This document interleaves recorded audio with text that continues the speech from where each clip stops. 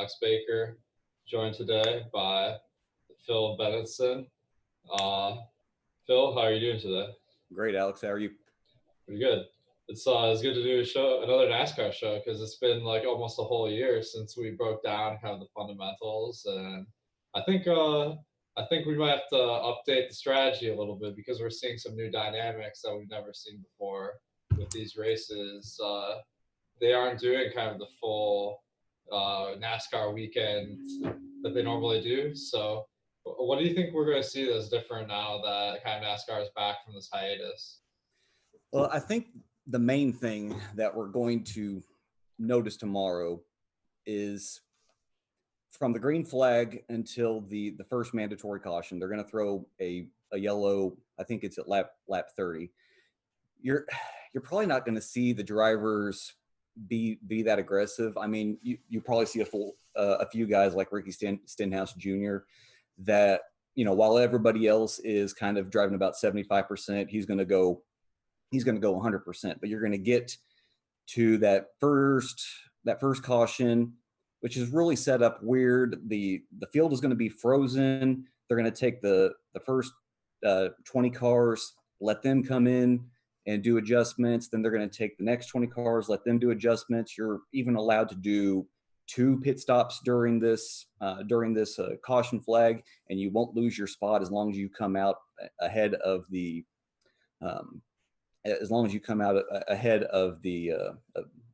pit car. So probably for that first segment, you're just going to see some milquetoast driving. Drivers, haven't been in their vehicles now for 2 months. The closest thing that we've had has been iRacing, where they've been in their rigs. So drivers are probably going to take it easy as they can, and then after we get that first set of cautions, when they start making changes to their setups, because this is something else to remember, is that there's no practice going on this weekend. When the drivers get into those cars for the initial green flag, that'll be the first time that they've sat inside their cars. So the setups that their crew chiefs have come up with at their places there in the Carolinas, what they've got is what they're going to have to race with, and deal with that until they finally get to that first caution flag, and then they'll be able to start making adjustments. So I imagine you're going to see some pretty tepid racing, but as the race goes on, the aggressiveness will step up. Yeah, this is all very interesting because, I mean, I would think they would just kind of run their normal race, but it sounds like they're really easing people back in, and these first 30 laps are almost like the practice that they didn't have. It sounds like that's exactly it.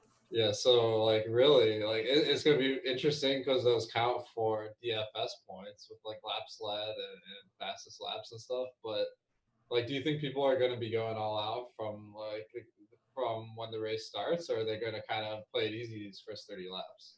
Well, Kurt Busch already kind of let the cat out of the bag, saying that he doesn't expect drivers to go balls to the wall when they first start off. Now you're probably going to have some exceptions, but most of the drivers I expect are going to take it fairly easy for what we would expect. But as the race goes on, and as drivers start getting their setups dialed in, I would expect that's when the aggressiveness will step up. Of course, this is a 400-mile race, so drivers will have quite some time to get things dialed in, and then eventually towards the end of the race make their charges. This is awesome because it's like we're getting kind of acclimated back to NASCAR DFS, and these NASCAR drivers are too. So we're all in this together. Yes. If you guys watch it and are happy that NASCAR is back, make sure to click the thumbs up here. That helps us a lot. Yeah, so I think that this is kind of a different dynamic because usually a lot of attention goes to the driver who starts in first. And this week is Brad Keselowski. But here's the thing I'm kind of wondering about is usually the guys in first because they just crushed the qualifying laps and have the fastest car. But in this case, it's just kind of a random draw. So how is this dynamic of Brad being on the pole different than your average pole racer. Well, yeah, that's the tough thing, is that we don't have practice data to weigh against a qualifying lap and say, okay, well, his crew chief really trimmed out the car for qualifying in order to get him a better starting spot. So we kind of lower the scale. This is just basically an unearned qualifying spot for Brad. So all that we have to go in to say, is he capable of holding this lead, and not just for those first 30 laps? Is he capable of holding this lead continually throughout the race? All that we have are what he did last year in this package, what he's done so far this year in this package. I posted the tweet earlier this week about his history as a pole sitter.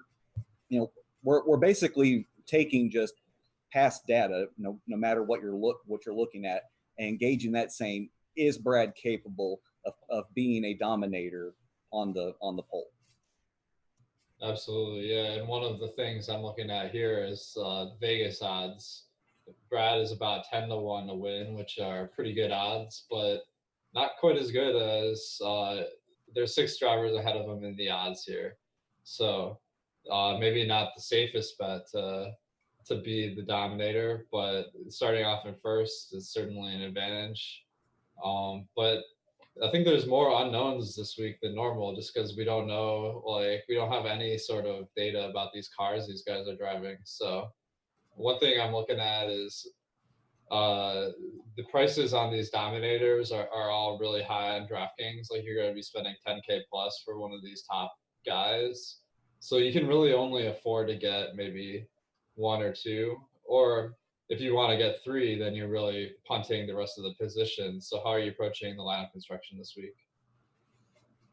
Yeah, on my initial builds, I am looking at most of my lineups being a 2 dominator build. And if people are staring at the screen saying, Philip, what the heck is dominator? Dominator, if you look up in the dictionary, it's a word that doesn't exist. It's just NASCAR DFS lingo for drivers that are most likely to lead laps and garner fastest laps. Those are the main 2 ways on DraftKings that you accumulate fantasy points. So it's these drivers that are going to, quote unquote, dominate the race and get those points. So when I'm looking at my initial builds, you can throw in a Brad if you want to take the stance that he's on the pole, he'll lead the laps. This is a green race. It's already pretty tough to pass guys at Darlington. So, he's in the catbird seat. He'll be in the optimal position. So we're just going to go ahead and take Brad. And if you move down the board, you want to take Kyle based on his track history here, based on how good Joe Gibbs has been at Darlington of late. Well, if you put those 2 together, you're already looking at $23,000 of your $50,000 cap. So it makes it pretty tough to get in a third dominator. If you want to believe that Alex Bowman starting second can be a third dominator, well, he's not priced up quite as much as Brad, as Kyle, as Kevin, as Joey Logano, Denny Hamlin, all of those guys. So he saves you a little bit of money, but in the end, he still takes up quite a bit of your salary cap for what you're needing from him. So in the end, I think the majority of my lineups are going to be centered around 2 dominators on DraftKings. And currently right now, I'm looking to build a bunch of lineups with Alex Bowman as the main dominator in these builds. That's really interesting because, Alex Bowman starting second this week, he could get off to an early lead potentially. His odds, let's see, about 20-1 at one of the best odds that any site's offering for him. So not the name I was expecting you to say is kind of like the bet to lead the race, or to be one of those guys who gets a lot of laps led. So what is it about Alex Bowman that's drawing you to him in the lineups? Yeah, this could be me having way too much time to analyze this race. You know, I started building these race sheets just as soon as I found out that Darlington was going to be the first two races.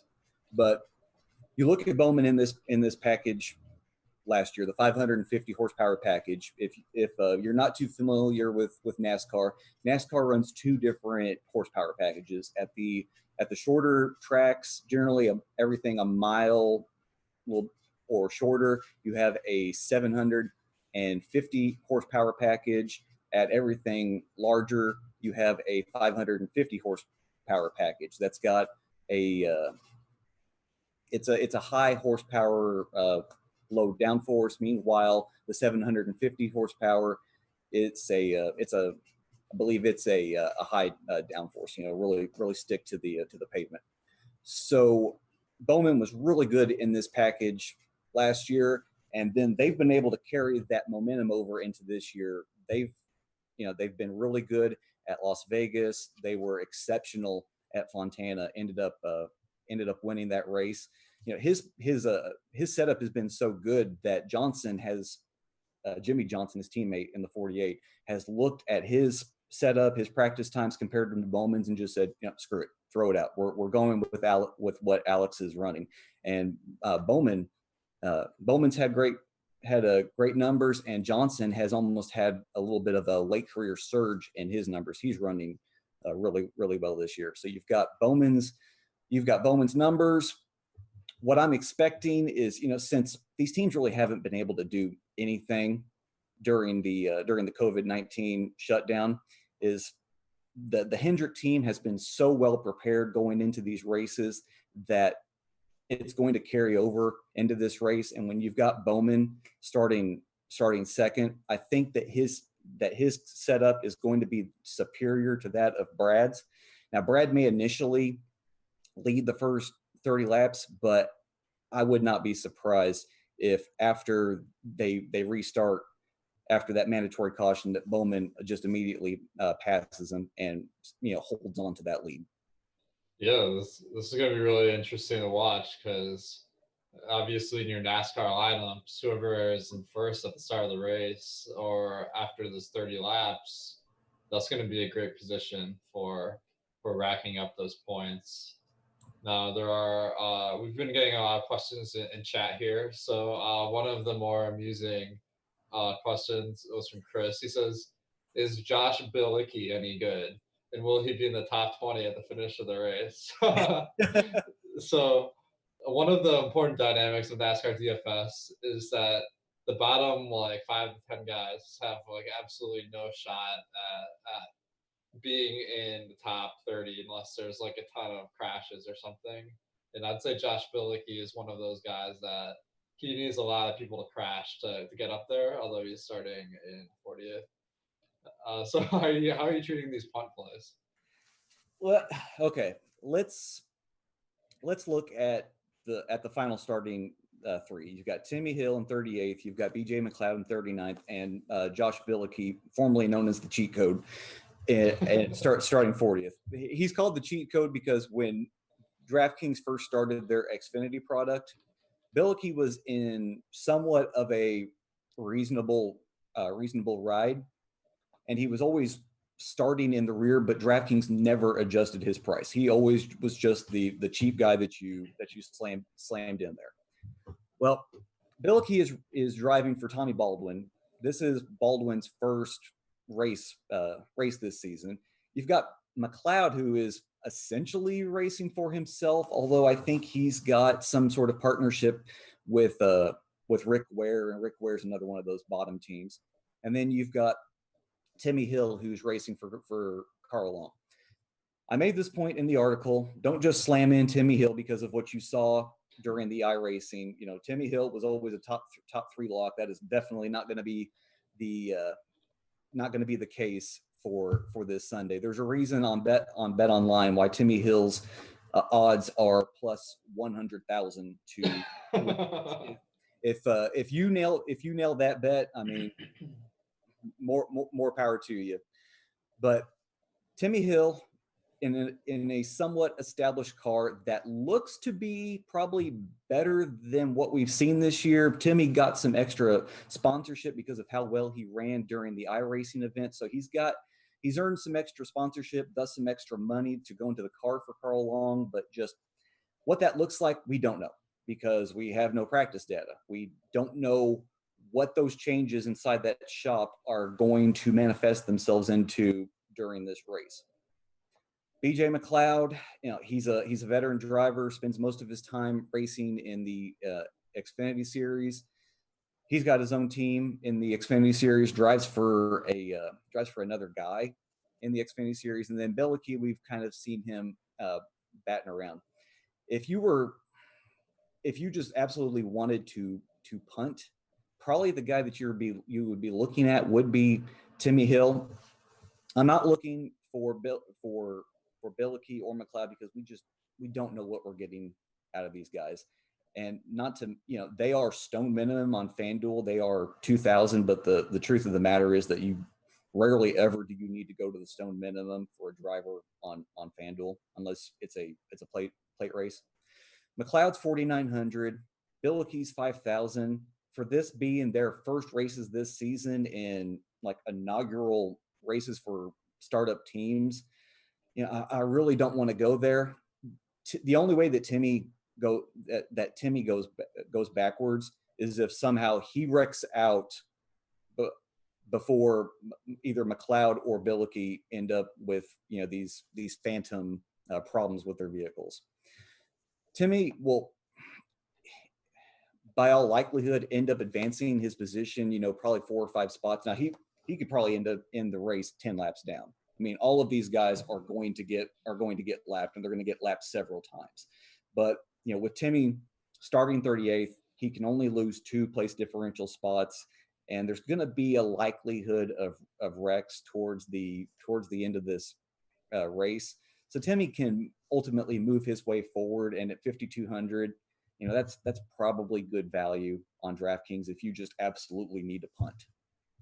All right, I want to get back to these guys in a minute here, but we got Baldy in the old fan chat says NASCAR DFS rule number 1: never play Timmy Hill.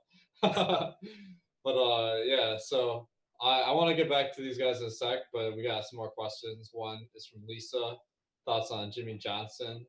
I think was Jimmy Johnson the guy who won this tournament? Oh wait, no, this tournament wasn't ran last year, right?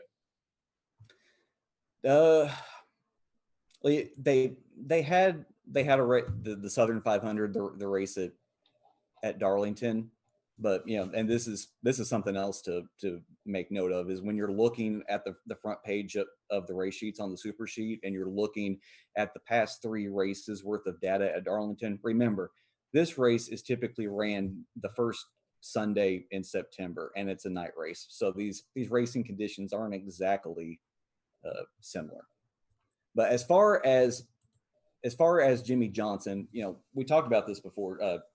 Jimmy's been running pretty good, but I think it's been mostly an effort of his team adopting whatever setup Bowman has on his car. So, I mean, in all likelihood, the 48 team is just calling up the 88 team right now and saying, "What are you doing?" Because we need to throw that on our car. So far, in the 2 races that have utilized the 550 horsepower package this season, Johnson's got finishes of 5th and 7th, which, I mean, that's pretty good. He has stage points in both of the races. At Vegas, stage 1, he finished 9th. At stage 2 at Vegas, he finished 7th.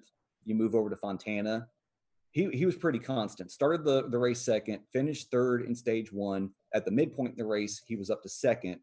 At stage 2, he was 3rd, and then he faded a little bit and finished 7th. So, I mean, a top 10 finish is definitely in the cards for Johnson. The only problem is his starting position. Starting 8th, he probably doesn't have that many spots that he can realistically gain. He's more likely to go backwards. Plus, even if he does gain, let's say he moves from 8th to 6th or 8th to 5th with a $10,000 salary on FanDuel and an $8,300 salary on DraftKings, there's just not a lot of ways for him to meet that 5 or 6x value outside of him gaining fast laps or leading laps himself.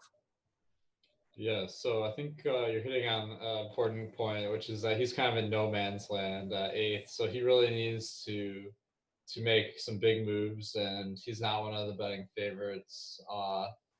Probably in the 10 to 15 range as far as the best odds.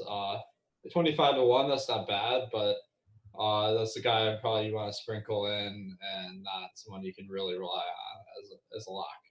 Yeah. All right. And Tim Hunt is asking about Ryan Newman. He's starting in 21st. So that shows that there's some potential to move up spots. His odds are about 100 to 1. And that seems like a good dart throw for place differential points. How are you feeling about Newman? I think Newman's more than a dart throw this week. I think that if you wanted to play him in cash, double ups, head to heads, 3-man games, I think he's a great choice. Starting 21st, he's better than the 21st card there in the 6th. Think of what you will about Roush, Fenway, where they are at this point versus where they were 20, much less 10 years ago. The 6th car is still a good car with a veteran driver with it. Now, when you look at Newman's past 3 races at Darlington, it's nothing to be excited about. 23rd last year, 19th the year before, and then 7th the year before that. And these past 2 races, he wasn't on the lead lap. So, I mean, if you're just looking at past numbers at Darlington, it is not exciting. But you've got Newman in a good spot to earn place differential. Plus, you've got this narrative factor. And, I harp on this sometimes, but there are few things that NASCAR loves more than a good narrative. And wouldn't it just delight the fire out of NASCAR and Fox if Newman can meander his way, make his way through the field and actually be some sort of factor? I mean, it sounds ridiculous. It sounds stupid, but the matter of the fact is that when the racing gods are looking down from their pedestals and see situations like this, I mean, they pull some quirky things, and it would not surprise me to see Newman not just be a top 15, top 10 car, but to eventually, work his way forward. And by some hijinks, NASCAR is going to throw a caution that probably shouldn't be thrown to make sure that Newman is within the viewership of everybody. Plus, this isn't exactly narrative, but Pierce Dietrich on his podcast brought up Ryan Newman nearly died. We all on that Monday night nearly watched a man die on live television from going airborne, hitting Corey LaJoie's car.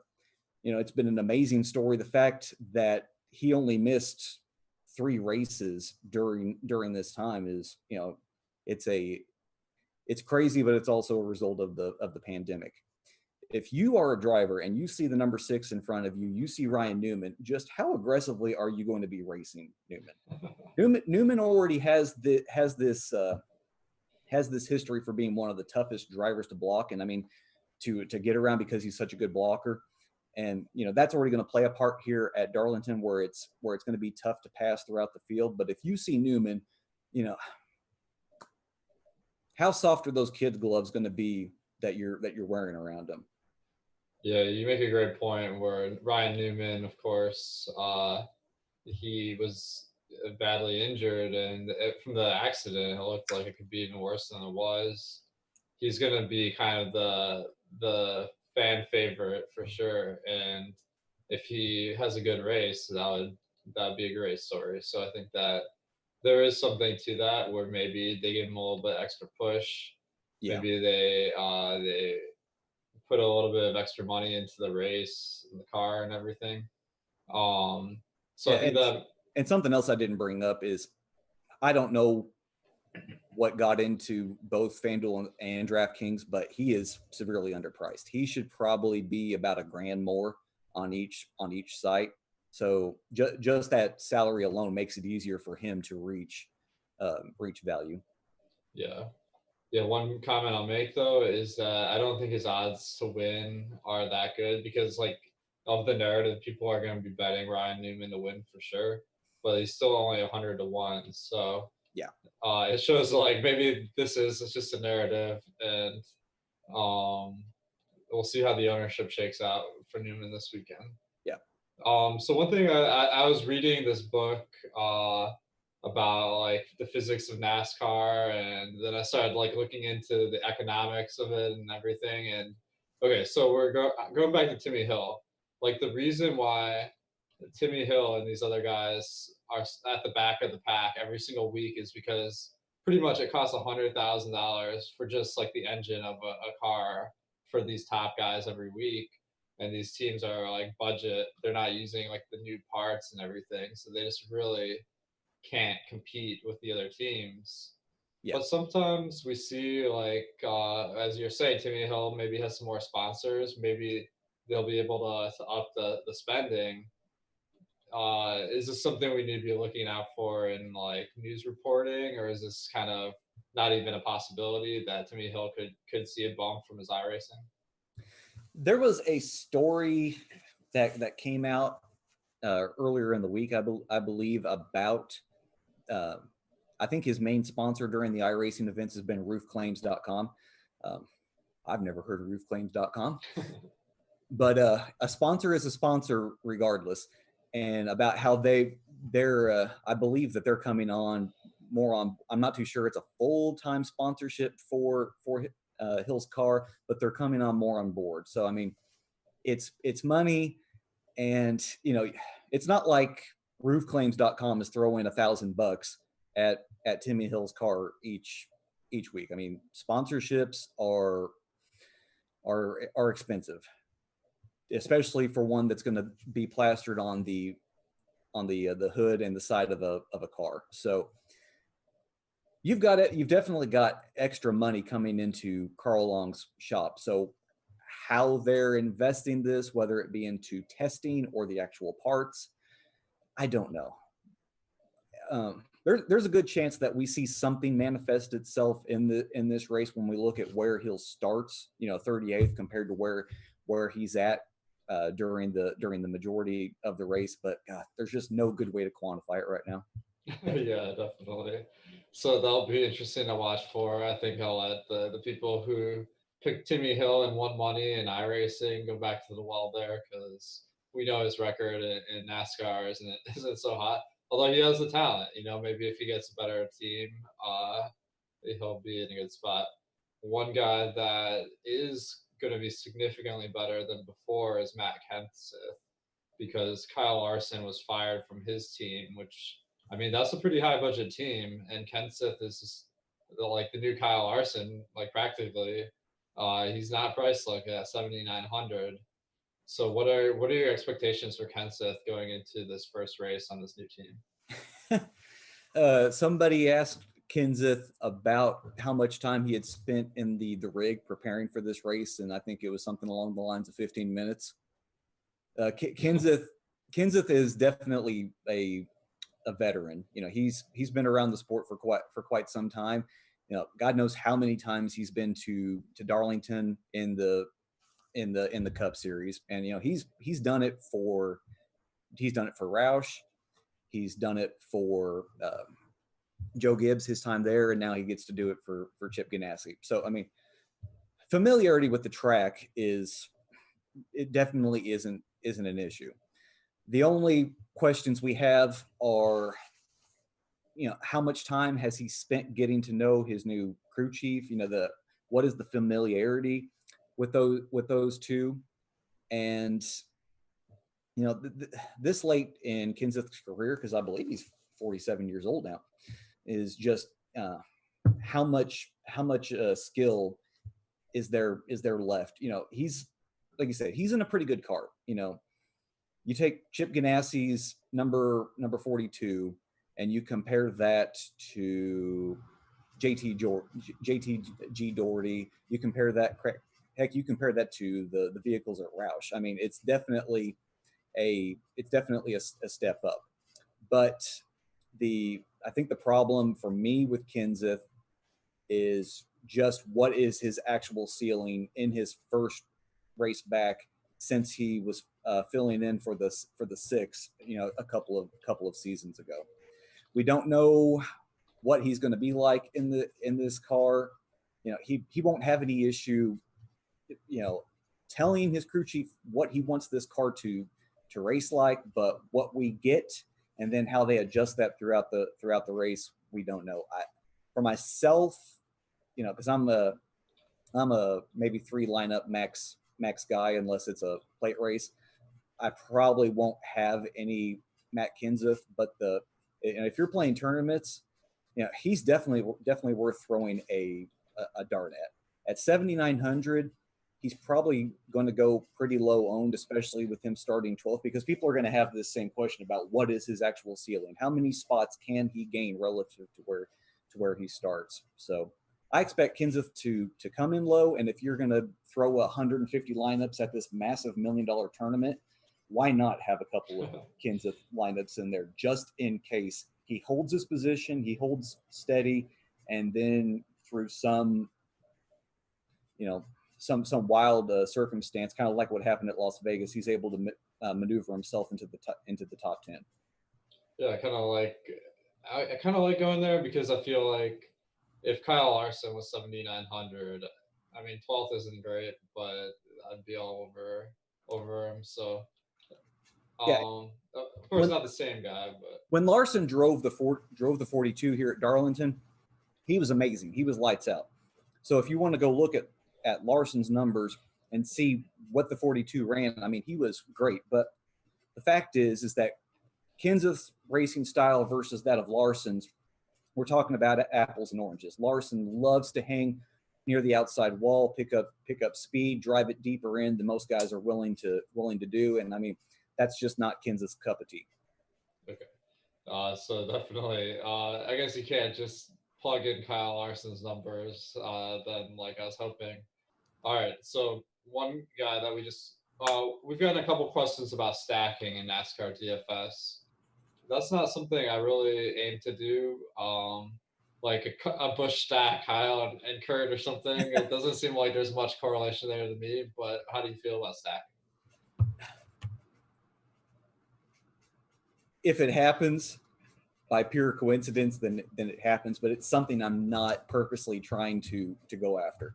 The one exception are plate races, when we know that teams and manufacturers like to work together to hang around each other and then work their way to the lead.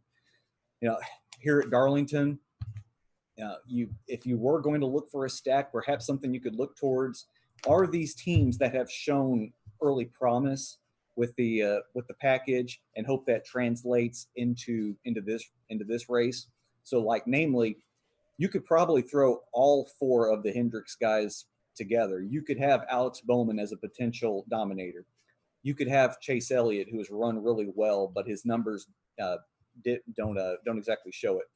You could have Chase as a potential dominator. You could have Jimmy hoping that he sticks around, makes his way into the top 5, and that perhaps these guys around his price range, like the Kenseths, like the Clint Boyers, like Eric Almirola, that they end up falling backwards, so that his value, his FPPK becomes that much higher than theirs. And then you can add on William Byron for place differential starting in 18th. So, I mean, if you were looking to stack a team, the Hendrick is probably where you would find yourself going, but I mean, don't force the issue. Yeah, I agree with that for sure. I mean, you really need the guy in first and then the place differential. So if like the team has both of those potentials, like it makes sense, but otherwise not a ton to me. But I do like, like for example, Kurt Busch and Kyle Busch are both guys that I really like this week, but I'm just not going to try and force them together. Yeah. All right, guys. So if you're not already a member of Awesemo and NASCAR, we got projections and ownership, and I got some new tools in the works for this weekend. So make sure to to sign up for the membership there. And also, we got a lot of MMA stuff for tonight's fight, so make sure to check that out. All right, so we have a question about Martin Truex Jr. He's a name that really jumped out at me right off when I saw the starting positions because he's starting at 15th. That seems like the best starting position, aside from Brad Keselowski at first, of these top price guys. So is that leading you to have more Truex than some of these other top price guys?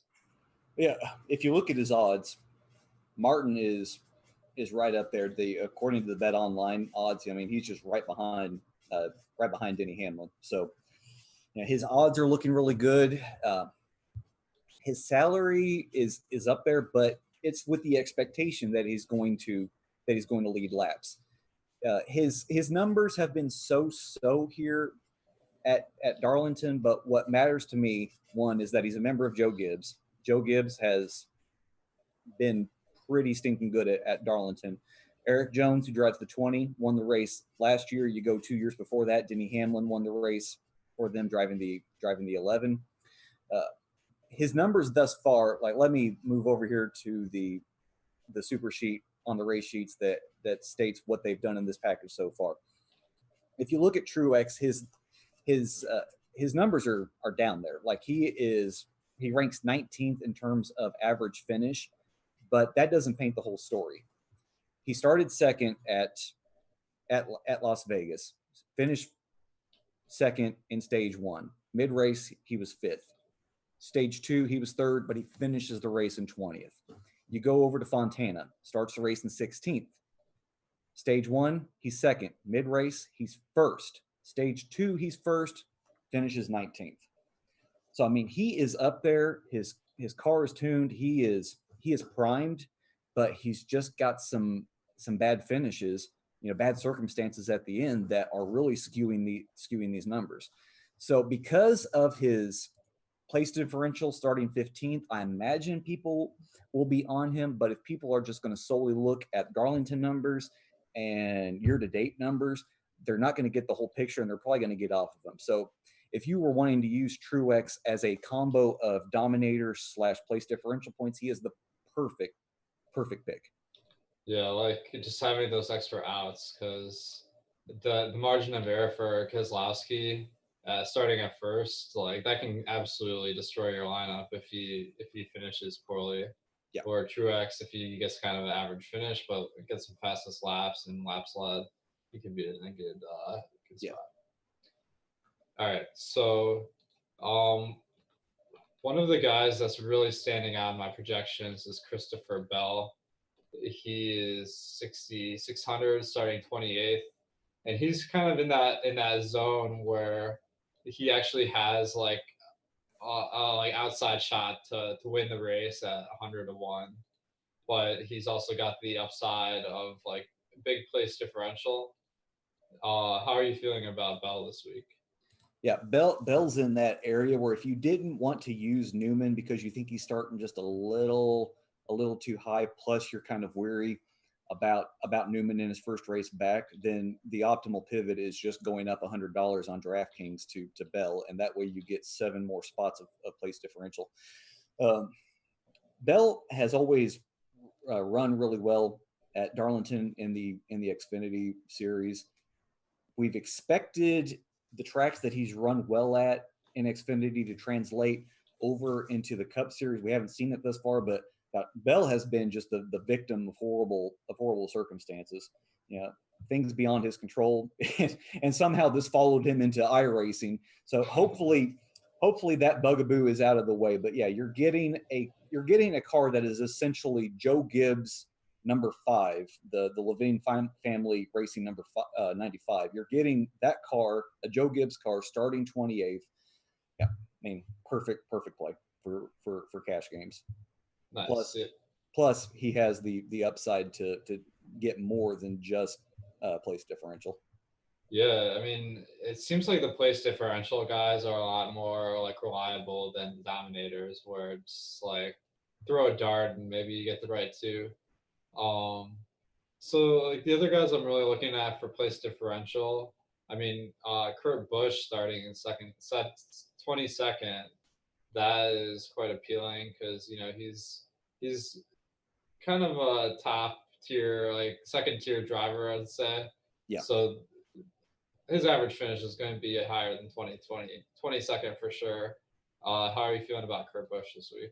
Oh yeah, Kurt.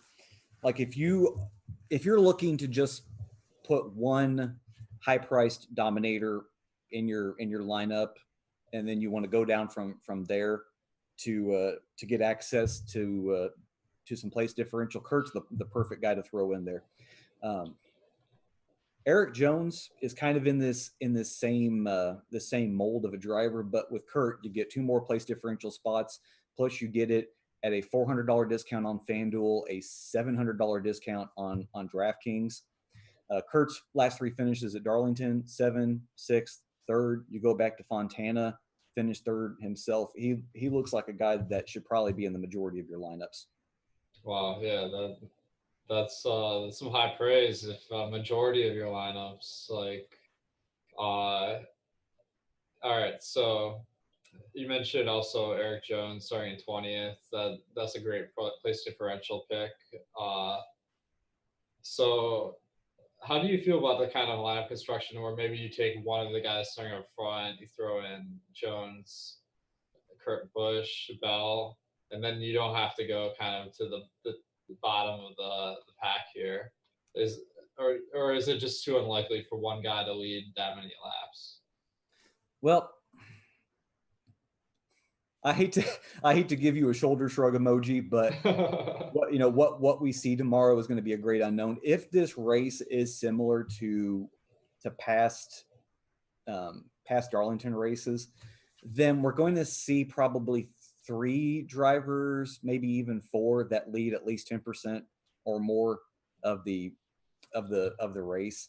In years past, we had situations where a single driver would lead like over 200 of the 367 laps. But in last year's race, which we actually didn't see practice because of rain, the driver that led the most laps only led 118, and then the second most laps were led at 94, and then 79.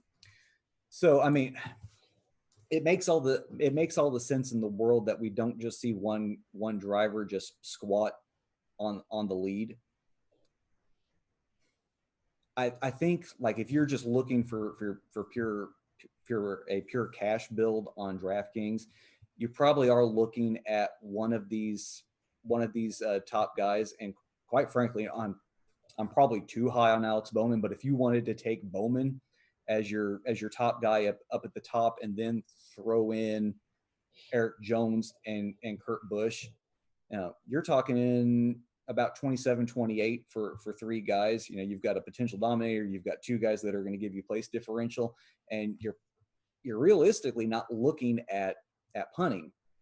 If you instead decide, okay, I'm going to take Brad, or I'm going to take Kyle, you can throw in Kurt and Eric, but you will end up in the 5,000s. So you have to decide, am I more comfortable with taking a guy like Ty Dillon, Michael McDowell, John Hunter Nemechek, or do I want to go with kind of the more balanced build where I have Bowman plus Kurt plus Jones, and then I never have to get in that 5,000 area, and that lets me play around with guys like Christopher Bell, Tyler Reddick, Ryan Newman. Yeah, so that's going to be one of the big questions is, like, how do you want to distribute your salary? Because going to those sub 5K guys, it looks like maybe a tough pill to swallow. Right. So it'll be interesting. Let's see. So one of the things this weekend is that, as we've been talking about so much, like, there's so much we don't know about, like, how teams are going to approach this race. And so I'm kind of thinking that, like, these starting positions might not be as gospel as you think, like, as far as how the race plays out. So are you approaching this one differently as far as, like, picking guys on, like, close to the pole, like, or is it using your typical strategy for a medium track race? For cash, I'm probably just gonna side with the random draw. Gave us a bunch of good guys in the 20s, so don't get cute. But when it comes to tournaments, you've got some guys that are starting in weird positions because of the random draw, where you have to start telling yourself a picture. Okay, not that I would play him, but you've got Cole Custer starting 14th, 6,800 on FanDuel, 6,300 on DraftKings. What is the likelihood that a Stewart Haas car, the 41, that he can just hang out, that he can just hold his position, doesn't have to worry about getting lapped. He just kind of sticks around, hovers in that 12th to maybe 15th position. Does that pay off value?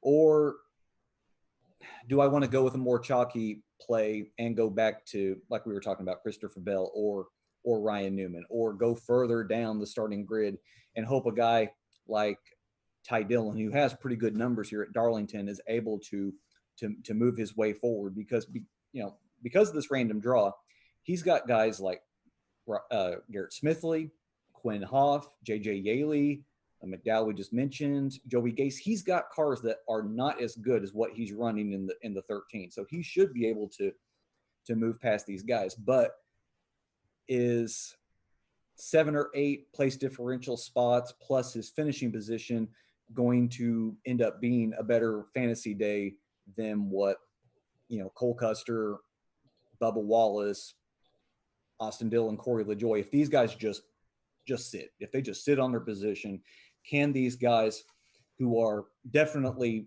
should not be starting in the 20s, and if this was a normal qualifying time, they definitely wouldn't be where they're at right now. So because of the situation that they're in, can I see these guys outscoring the guys that are going to be much chalkier plays because of that place differential? For sure, yeah. There's like a whole list of guys where it seems like the fantasy value is super limited, like Cole Custer at 14, Bubba Wallace at 17, LaJoy at 19. I mean, it's going to be really hard for those guys to put up like even like a positive score, I think. So yeah, we'll see how that plays out. So there are definitely some poison pills in this player pool.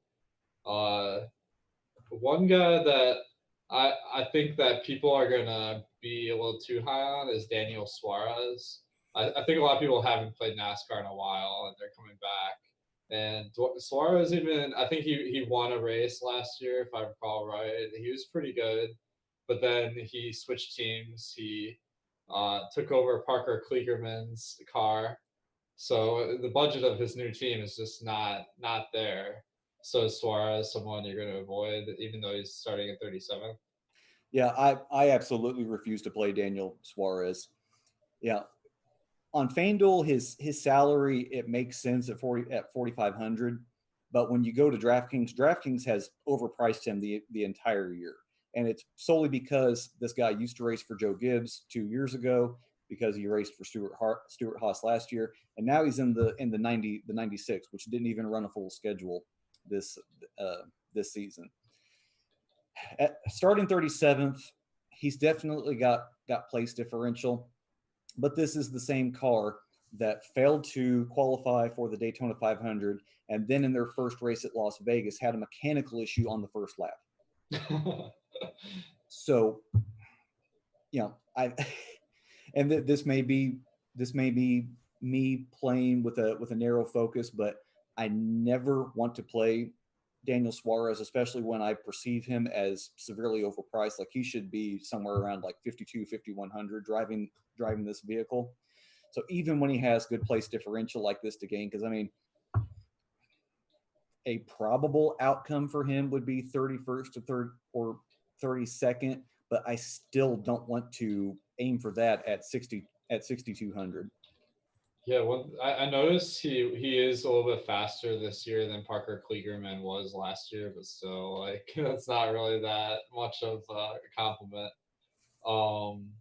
One thing I want to touch on is the potential of crashes, because at Darlington it's a 1.3 mile track, and usually this length in NASCAR is a little bit higher variance than like a longer length track as far as who's going to finish first, but not a lot of crashes typically. Do you expect there to be more than normal, given that people are a little rusty and haven't raced in a few months here? Yeah, you could very well see that. Like I said, I don't think that you're going to see that in the first 30 laps. You know, people are just going to play it safe, because you made a good point. That will essentially be their practice. That will be them getting their legs underneath them and seeing just what they have in those vehicles. Yeah, but beyond that, I do believe that we're gonna see our fair share of cautions, and it feels like the cautions have built up towards the end of the races this year. So you could very well see a scenario where we have multiple yellow flags, multiple cautions coming out towards the end of the race. Yeah, like that's really interesting because, like you mentioned, there's a mandatory caution after 30 laps. So it's like that's just like an extra stage basically, where it's like the the more cautions there are, the more random like who finishes first that is, I would say, because they reset everyone to being like closer together when that happens. So that'll be interesting to see how that plays out. We have a couple questions about Ricky Stenhouse Jr. in the chat. He's someone that stood out to me because he's starting 23rd, so that definitely gives him upside for place differential. How are you feeling about Stenhouse? Oh, Ricky. Ricky is, I think he's in that group where Daniel Suarez is for me, where I tend to not play him because I don't trust him in his aggressiveness. I kind of fear that him and his crew chief are going to come up with some cockamamie scheme to get to gain him place differential, to get him up towards the front. And it, like, on the surface, him starting 23rd, he in that 47 car, he has potential to gain 5, 6, 7, maybe even 8 spots towards the end of the race. But there's a part of Ricky when it comes to his aggressiveness, plus you combine that with Darlington, it makes me a little gun shy. When you look at his past 3 finishes here at Darlington, I remember this was when he was driving the 17 for Roush, so in a better car. He finished 33rd last year, 12th in 2018, but then a 29th place finish in 2017. So you look at those. Perhaps his, it would seem like this track would suit his driving style, but the fear is that maybe it suits it a little too well, and he's just really going balls to the wall up against that fence and wrecking himself, and then unfortunately probably catching a few other cars in the melee. Yeah, so kind of a risky play, but the potential's there. So I'm looking at this this list of drivers here, and it seems like there's an absolutely massive gap in like the quality of drivers above 5,300 with McDowell and Poole, and then when you get below that, you have Timmy Hill, Sorensen, Bilicki. Like in my, I keep track of the average speeds every race here, and for context, Michael McDowell is usually like 98% of the top speed on average. Timmy Hill is 93%. The highest below McDowell is around 96%. So it seems like McDowell and Poole being kind of the cheapest of this bunch and having a ton of place differential, they really stand out to me as kind of like the obvious punt plays this weekend. Mm-hmm. What's your take on this? Do you think that, like, is it worth setting a rule like don't go below 5,300? Like, do you agree that the drivers under that range are just kind of far and away the yeah, I think that's a pretty smart take, is that when you consider that, I mean, these setups are going to come down to the crew chiefs and what what they have available there at the shops. Well, you're looking at everybody below 5,300. I mean, you're talking about these guys that are running on shoestring budgets. So expecting them to get the most out of their vehicles in a race where they've had no ability to actually dial it in. I mean, you are just hoping for a best case scenario where a guy like Reed Sorensen might pick up two spots, but then again, he could easily wreck out and finish dead last. And I mean, that's the problem that we talked about with McLeod and Bilicki. I'm kind of him highing on Timmy Hill just because we don't know what the added money coming into Carl Long is going to do for him. But you can kind of say the same thing for Joey Gase. 4,700 driving for Rick Ware and also JJ Yaley. And plus Yaley and Gase, I think they're just starting way too far forward for you to want to consider them as punts because of they probably will just fall back as soon as the green flag waves. Yeah, definitely. Like Smithley has to be like one of the worst options this week. I wouldn't be surprised if I had a negative projection for him, to be honest. But yeah, so once you get above 5,300, then you start like seeing some good value plays. So who's your favorite of the range? That's kind of like 53 to 6K.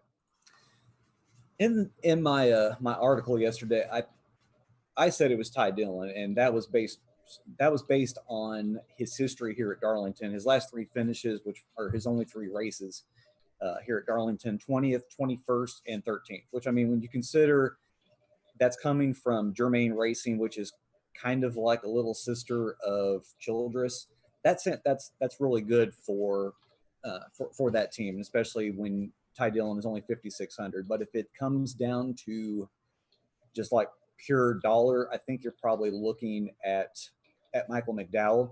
He's kind of got similar finishes to Ty Dillon. He's got a 38th last year, which looks ugly, but the 2 years before that, he's got a 20th and a 19th. So I think Ty Dillon might have just like the slighter higher ceiling just because of those two extra positions. But if you can't get to Dillon and you can get to McDowell at 5,400, I think he's a great play. All right, so I think I like it. I like Dillon and McDowell. I think it's really important to highlight this difference in ability because if you just look at the odds, like McDowell is 2,000 to 1, Dillon is 500 to 1. It doesn't look like there's that much difference in their chances than like a Reed Sorensen or a Smithley. Right. But really, there is a massive gap there. So let's close it out by kind of going through our general strategy here, lineup construction, who we'd start off with, who kind of sleepers will be. But first, before we give final thoughts, make sure to click that thumbs up. That will give us that prognostication power to get these right. All right, Phill. So who would be like the first guy you start off your lineup with if you're just making a single entry? Let's just say that I'm making a lineup for the big GPP on DraftKings, I'm probably for starting my lineup with Alex Bowman. And then it's going to be the decision of whether I like Kyle Busch or Kevin Harvick better. And right now, I'm siding with Busch based on Joe Gibbs and his own personal history at Darlington versus Harvick. Now, Harvick's pretty good. Finishes a fourth, and ninth in his last three races. But I think that Kyle Busch paired with his crew chief Adam Stevens, they're going to be better prepared, better setup coming into this race. Plus, I think Kyle's going to definitely have some major motivation coming into this race. The X factor is Harvick has the number one pit stall, so Harvick could easily inherit the lead if everyone's packed together for a green flag or yellow flag stop. But once you get past those two, the decision of Kyle Busch versus Kevin Harvick, then it comes down to me. who do I like better, Eric Jones or Kurt Busch? I'm probably going to end up siding with Busch just because of the savings. And then it's going to come down to all of these guys in the 20s that I'm hoping can manipulate their way into the teens. And I'm probably going to be stuck with a punt play. And I mean, it's choose your poison between Dylan, McDowell, John Hunter Nemechek. Yeah, so I think there's some good advice there. I kind of agree with your take, maybe picking Bush or Harvick. If you just optimize for projection, I think you're going to end up with guys like Martin Truex just because of the place differential there. Yeah. He's starting 15th versus 4th. But you really do want someone like closer to their front that can take an earlier lead. Yeah. So I like that. Bowman, I think that starting in second, he has the potential to lead a lot of laps. But I kind of agree that going down to Eric Jones and Kurt Busch, those guys are kind of lineup staples based on their starting position. So my start to my lineup would look something like Kyle Busch, throwing Christopher Bell for that place differential value. And then I start adding in guys like Kurt Busch. But of course, we got to have a sleeper in there to make sure we don't tie with everybody. So, any sleepers you're looking at this week? Oh, I'm the chalk donkey when it comes to building lineups. So I'm the wrong guy to ask about that. But honestly, I think the one guy that if you play him, you're going to get differentiation versus the field is probably going to be, and I hate to say it, Austin Dillon. Austin starts 16th. There's a little bit of place differential there. And I mean, it's like, what is his real ceiling? But in his last 3 races here at Darlington, 10th, 16th, and 4th. So he's obviously shown that ceiling before. And people don't want to play Dillon because they don't like him. They genuinely think that he is the Merriam-Webster definition of born with a silver spoon in your mouth. But at 7,400, he's higher than the place differential guys that are going to be chalk, and he could do enough to pay off that salary. I like it. Yeah. Anytime I get the chance to play someone that people just genuinely don't like, that's a good edge in DFS. I'm having so much trouble finding a sleeper because the ownership projections for us are spread out pretty evenly among these top guys. And then if you want to pay up to be contrarian, you're looking at guys like Ryan Blaney, who starting position isn't good and the price isn't that good. So like it becomes a question like that's starting to be a little bit too contrarian for me. So maybe my move is just leaving a little bit money on the table, or perhaps maybe just fading some of the higher owned guys like like Martin Truex seems like a guy you could fade because he starting 15th, like not as much potential for the dominator points. So that's still a tough fade though. So I think it'll be interesting to see how this plays out this weekend. Give us a lot of information going forward, and of course we're getting more NASCAR races than normal. They're doing 2 weeks for the first few, so that'll be really exciting. So Phill, any final thoughts for our audience here?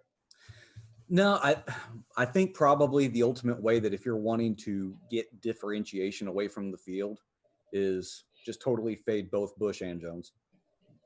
I think that combo is going to be a high priced combo, and you get away from those two, you're probably going to do a pretty good job of separating yourself from the field. Yeah, that makes sense. Like Kurt Busch and Eric Jones, those are the optimizer specials. So if you build cash lineups, they're going to be in like every single one, and we know that drives tournament ownership a lot. I think that this slate's really interesting because we can kind of throw out some of the NASCAR rules out the window because it is such a different week. So maybe taking some bigger chances this week could be a good strategy, kind of banking on the unknown instead of what works normally in NASCAR DFS. All right, Phill, thanks a lot for joining the show here, and hope to do some more soon for the NASCAR slates. I think we'll have some big ones. And guys, everyone, thanks for tuning in. Good luck this weekend, and make sure to check out the site. Phil's got some great articles up for this weekend, and of course, behind the paywall, we got the projections, ownership, and I'm working on the NASCAR version of the top stacks. So, all right, guys, good luck.